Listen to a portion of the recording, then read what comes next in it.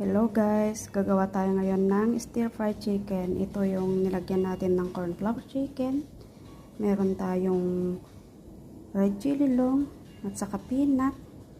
At saka meron din tayong white onion at spring onion. Meron din tayong bell pepper. Ito po yung kanyang sauce. Meron siyang light sauce, sesame oil, fish sauce, sugar, at saka soya sauce, oyster sauce. Una, i-deep fry natin ang chicken. Lalagay natin ang onion, ang chili, ang ating chicken, at ang ating sauce. Masarap natin.